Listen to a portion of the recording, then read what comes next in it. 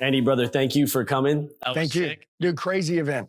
You guys over deliver, for anybody that's like really working with you guys. It was my first experience, over deliver, super grateful.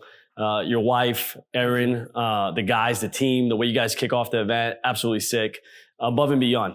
So appreciate you coming, man. Well, number one, I want to say the crowd, but the crowd is your team, right? So they had a good leader, right?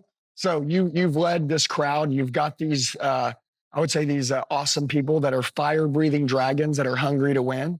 And we always say the way that people change is by new information, new experiences, or new people. So they get to meet new people with new experiences. And it's like new information, right? Or maybe information that they had at some point, but it just needs to go back to the forefront of their mind. So it's a privilege to be here. Anytime I'm in a great culture, I love it. I'm at home. I walk out there. I'm like, this isn't a speech. This is my family. I'm like, let's go. So you set the tone. Obviously, as someone, when they go to deliver a message, the crowd is hungry, right? So good job to you guys, because this is your team. Appreciate it. So your team is hungry. They're starving. If somebody's wanting to make a lot of money or kill it, they need to join PHP. They need to be hanging out with George. They need to be with you guys. And obviously, you letting me speak to your team.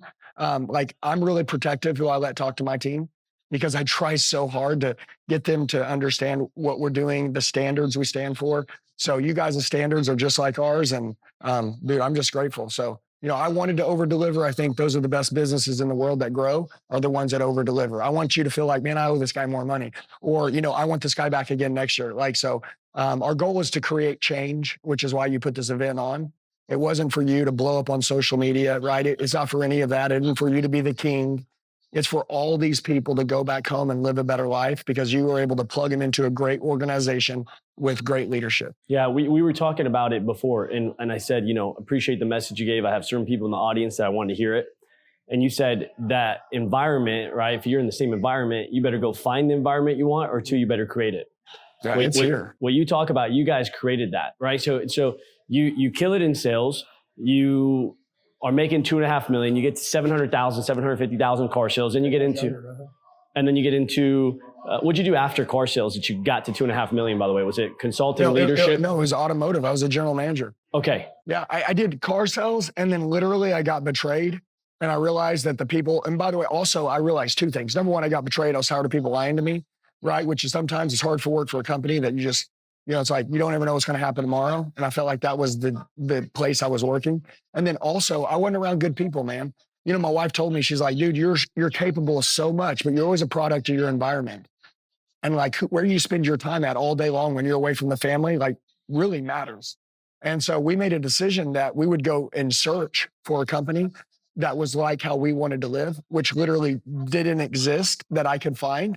So I would say, if you can't find it, build it. So we built it, and me and her started, and the build is the bitch. It was a grind. We sold our $1 million house, went and slept on mattresses in Oklahoma. $1 million's a lot of money. So we sold that, went and rented a house that was 1,200 square feet, sold all our furniture, slept on mattresses for 1 year, self-developed each other, spent about $700,000 in self-development in 1 year, figuring out how to become who I needed to become. And then I unleashed on the world with this knowledge, which by the way, this is the era to learn more and faster than you could ever learn in any time in the history of the world. So if you want to be a killer, now's the time to be a killer. And so a killer was born. And then we built a 9-figure business, and the rest is history. We just keep scaling. So you guys, you're 39 at this point. When you sell everything, you leave being a GM. Yeah. And I'm 44 right now. Okay. And then you said you spent 700,000 that year in self-development, figuring yourself out. What did that look like? What was that process? What does that even mean, 700,000 in self-development? Everything. I would buy the best tickets. I wanted a VIP life, so I'd buy VIP tickets. If there was a place to go backstage and, it costs $30,000. Listen, I wasn't thinking small. I was bet the farm, risk taker. Either I'm going to make it and be a winner. By the way, the cool thing about this is, remember, I just said, take your family with you. Since this time I involved my wife in our decisions, I didn't tell her, babe, we're selling the house. We're going to do this. There's no way she would have supported that. And by the way, if she did, she would have hated me. Okay. It was actually her idea to sell the house, because I kept my promise that I was going to become a new man. I woke up at 5 a.m. to go to the gym. I woke up when I said I was. When I promised I would give the kids a bath before they went to bed and brush their teeth and do the dishes in the sink. I kept my word and I did it. And I know that sounds really crazy, but that shit meant a lot to my wife because I kept saying I was going to do that stuff. I learned that guys like the headlines, women like the details. And I was doing all the details wrong and I was running headlines like no other. And I realized that, like, dude, like I wanted her to see what I saw, but I didn't really care what she was seeing. So once she told me what was important to her and I started living by that standard to her that was important to her, even if it was stupid to me, it was important to her. It was like, then she was like, oh, I support you, babe. Now I want to see you happy too. Now I want you to win. Dude, it was so crazy. Just how these little things that we're talking about that we just taught, if you truly do them, you will create a life that no one ever believed you could have and you'll be truly happy. So anyways, we went through the grind together. I always say it's me and you against the world, babe. It's me and you against the world. What does that mean? And we just want to bring a lot of people with us. We're bring a team with us, but we have to be in alignment. Me and her had to be in alignment because most of the time, two people are in alignment and one person goes after something. The other person resents them because that's not their goal. We built this goal together that we would build Elliott Army, the Elliott Group. That's awesome. We envisioned 100 employees deep. We envisioned making $1 billion. We envisioned changing people's lives. We envisioned being the #1 company in the world in sales. And by the way, if people go, well, I think this other sales company is better. Listen, whatever you like, dive into it. But we speak the truth. I'm not all about tactical word tracks and all that stuff. I'm more like who you become is more important than the word track you know. And that's why we're sweeping the nation, man. Because the word tracks don't mean stuff. Trash the script. Okay. If you're a bad person, if you don't take care of your family, if you don't really care about people, the script doesn't mean anything. It doesn't even matter. And that's why all these companies that have all these scripts and all this crap, I'm like, dude, your people don't even believe in what they're doing. The culture sucks. People are like, how do you be inflation proof? I'm like, with the culture, dude. You create your own economy, you create your own reality when you build a real culture and a real team. No one can tear it down. I don't care what happens, doesn't matter. We're not everyone else. We don't want to be everybody else. So when we created this new niche, which is kind of like what we just talked about, like everybody can do that. You can do it, George. So I told you 1 to 10, where you want, and you said 7. I'm like, no, you're a 1. And that's the truth. Dude, there are levels to this game. And I'll tell you this, like everybody can look, I'm doing good. I'm like, George, but what about levels? Like there's levels to your marriage. There's levels to your relationship. There's levels to your health. If you're a level freak, it's time to level the freak up. And so I watch people that are doing better levels than me. And I'm like, dude, I'm going to get that guy. And I'm like, you may beat me now. You may be 6 months ahead. You may be 2 years ahead. Maybe 2 years to catch you, but I'm going to get your ass. Like within due time. That's the psycho competitor deal. So our whole team, we don't hire people to create revenue and sales. We hire people who are like us. People who believe what we believe. And I believe that those people can be made into the greatest team in the world. So I don't hire people based on production. Like if a guy calls me and goes, oh, I work for Grant Cardone. I don't give a shit. I don't want Grant Cardone's company in here. Dude, are you kidding me? I want people that are just like me. I want people that don't cheat on their girlfriend. I want people that will literally choose not to have a girlfriend if they have to have and sleep with different people or cheat on somebody. Like I'm all about like call your shot, make a decision and move into it. And by the way, those standards are very hard to live by. Hey, I'm a really good friend. I'm a hard friend to have because if you're not doing what you say you're going to do, I'm going to call your ass out.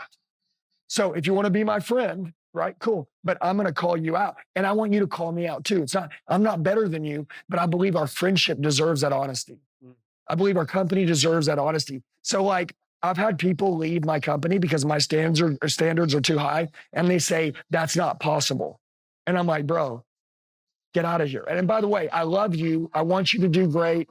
I want you to go find your life. But this life is all about standards and I have the abundance mindset. And anyways, just before we get down this rabbit hole, like, you know what I'm saying. Yeah, I do. Call your shot and you can get it. At 2.5 million, most people define that, dude, you're killing it. You're successful. And you say, I'm going to go recreate myself and find myself. What did you discover in that year? Well, so I realized that money wasn't success. Okay. At that point, did you define it that way? Yeah, facts. Yeah, we went a year without making money. When we sold our house and went and slept on mattresses, we didn't make money for a year. I shot content on YouTube, Instagram, Facebook, and all these different platforms for a year without making $1. Was that the I plan? didn't even have anything to sell. Was the plan that you knew, hey, we're going to build this company? Yes. So our #1 goal was to take Grant Cardone out. Okay. Right off the gate, we're going to take Grant Cardone out. So what does that mean? That means I'm going to sweep the automotive industry and I'm going to give away free sales training that's better than Grant's paid training. I'm going to give it away for free. So I went and gave it all away on free on YouTube. I created all these raging fans. Yeah, I started watching your content. I don't even sell cars. Yeah, and then we struck the market with the product for sale. And they made a lot of money with the free content we had. So hell, they already owed me money. And then I was like, now I got a program, an actual structured program that your people can learn from. Boom, I swept the nation, went through automotive. That was fun. We still do that. I love automotive people. They're where I started. They're my core. But then we realized that, dude, like we can help people in every industry. And then, dude, we just went crazy. And then that's when we just went, like, I was going deep in automotive, but now we went wide in sales training. It went from car sales training to sales training. And then I love other industries. I study other industries, even if I've never done them. I'm like, dude, just like, how's this work? Like, how do leads come in? What is the script? What do people say? Like I want to know it. And then usually I can frame like, dude, this is how to close this. This is easy. But we build the people to be the people they need to be to actually work those word tracks, right? And then eventually they learn the word tracks, they understand why we say them. Then they just become their own version of it. The belief is there. They rep the company well. They understand the product. And then, dude, they're like the top 1% in the world. What was your biggest transformation that year that you got from that year of being off and creating content and going to events? What was your biggest transformation as a person? Is that we have no idea what we're capable of. We have no idea. You physically have no idea. You feel like you didn't know that before? I had no idea. I had zero idea that I could be in great shape like this. I had no idea, by the way, that my wife would see. There's a difference, and I'm gonna say this: from being being a husband to your wife, and then being her fantasy. So listen. Yeah, for sure. Somebody asked me one day. It was a good question. They said, "Is your wife your best friend?" I said, "Of course she's my best friend." And they said, "Well, what's your fantasy?" I was like, "I don't know." It's like, "She ain't your best friend, bro." I'm like, wait a minute. Maybe I need to re-look at what a best friend is. And it's a person that trusts someone with everything. Your sex life will go to a whole nother level when your wife will trust you with everything. Everything. Because there's limits. But when the limits are off, it goes crazy. Everything goes crazy. Business goes crazy. Trust goes crazy. Making bold moves go crazy. Everything goes crazy. See, my wife explained love is knowing that you give somebody the power to hurt you, but knowing that they won't do it. She's like, the day that I can give you the power, all of me, to hurt me, but to know that you won't do it, is the day that you'll meet a new woman. And I went for that. That was what I wanted. I said, dude, I'm going to become that dude. And then I became that dude, and the shit went through the roof in every area of life. True best friends. I can tell exactly what her fantasies are now. I can tell exactly what her dreams are. I can tell exactly what her weaknesses are. I know exactly when she's doing this, she's thinking that, because we are best friends truly now. Now. What was that process like to become best friends? Was I just had communication? Yeah, dude, communication is the key to everything. And by the way, you weren't asking those questions before, or how did somebody even get to that conversation? Care. Okay. I was honestly so dumb. I wasn't even thinking to ask him. I was good. I was comfortable. I was doing better than most. Dude, I conformed. I was in a hole. And when you get in the tunnel, by the way, I call this getting in the tunnel. I was in the tunnel of a marriage and I needed to remove myself out of the tunnel. When a plane crashes, you can't sit in the middle of the plane crash and go, what happened? You got to step back out of the plane crash. You got to take 10 steps back. And then you're like, oh, I see what happened now. I needed to remove myself and realize that my marriage was 1 to 10. It was a 1. By the way, today, my marriage, I would tell you, I want to tell you it's out of 10. It's still a 1, bro. We're just getting started. We're just getting started. We're understanding that this is a game. How close can we get? How much can we believe in each other?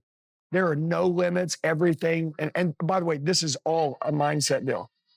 That your mind will dictate. If you believed right now that you were going to die, you would die. If you believed right now you were sick and you had a disease and somebody misdiagnosed you and said you had cancer, you had 2 months to live, you'd start killing yourself immediately. But if I told you, dude, we just ran your blood work, you're the healthiest human being on planet Earth.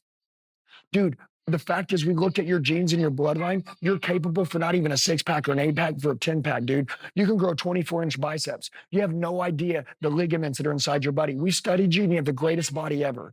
You need to go kill it in the gym. You have no idea what you're going to build. You didn't know that you had this in you. You'd be like, oh my God, I got to get in the gym now. And you'd build that body. Dude, isn't it crazy? Yeah. Pretty crazy shit, isn't it? Yeah.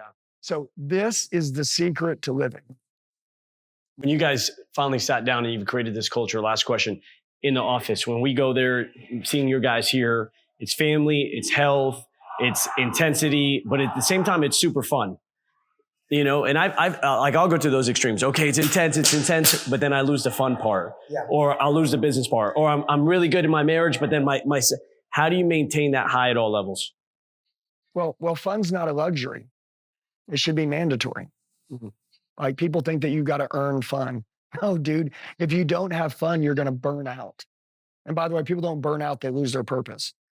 So if your purpose is to have the best marriage ever, then you'll keep it fun. You'll date your night, you always say this, you always make time for what you want to make time for. Sure, of course. Okay, so when I look at a marriage and I see people not dating each other anymore, then I'm like, you guys don't think it's important anymore. Oh yeah, we do, but no, you don't think it's important anymore. Period. Excuses are bullshit. You guys don't want to go on a date because if you did, you would go on one, no matter what happened. That's it. I want to go to the gym, so I always find a time to go. Like you can't take it away. When I don't go, I freak out. I'm like a baby throwing a fit. I have to go. I freak out. I have to take my wife on a date each week. I have to. I have to be good to my team all the time. I have to put up big numbers. I have to create big revenue. I have to make sure I'm around the greatest people. I have to do this. I have to reprove myself every day. I have to do this stuff because it's a priority to me. And see, once you decide, if you want a six pack right now, if you want to be shredded, if you want to do this, if you want to have the greatest marriage, if you want to have 10,000 people on your team, you'd have it. No one can stop you from having it. No one, not one damn person in this world can stop you. But the deal is you don't want it. But the second you do, you'll have it. And see, and that's a life that I believe that's living a life that counts. Okay. And so everybody's confused and everybody's getting information from the wrong people. This information right here, to me, it's pretty common sense, but shit like this isn't so common anymore. People complicate it. It's like, enjoy the grind. Okay. Life, that hoax about one day you're going to get somewhere and then you're going to go off to the beach, and that's a lie. Okay. Someone wants what you have, and when you lay off the gas, they're going to run you over and they're going to take it from you. So like, you're going to do this until you die. So you better get really good at it. Okay.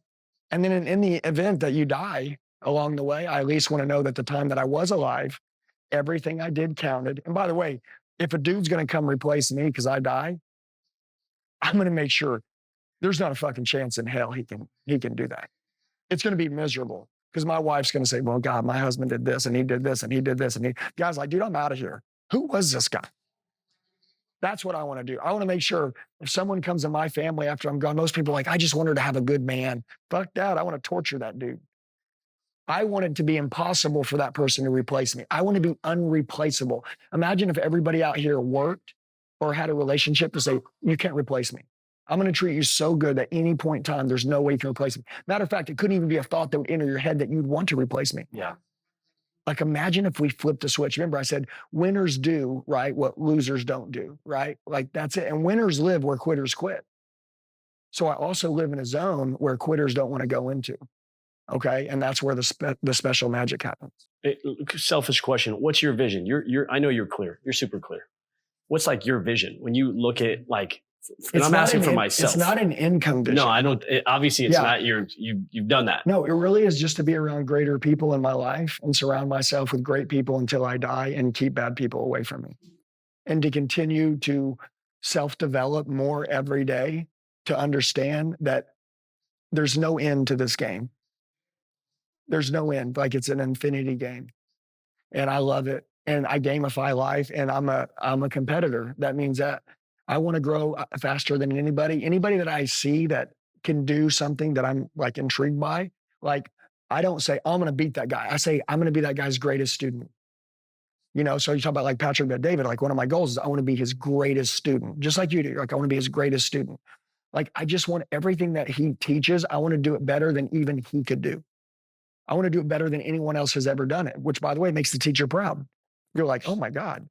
I mean, if your son outdoes you or someone else on your team, by the way, I know this sounds crazy, but only leaders will understand this. So I have a full team of people. And my goal is, in order to grow my team, I need to make sure that my team is better than me. In order for me to grow my business, I need to ensure that my team is better than me. If I can't make my team better than me, then I'm not the leader that they think that I am. I'm not the leader that I think I am.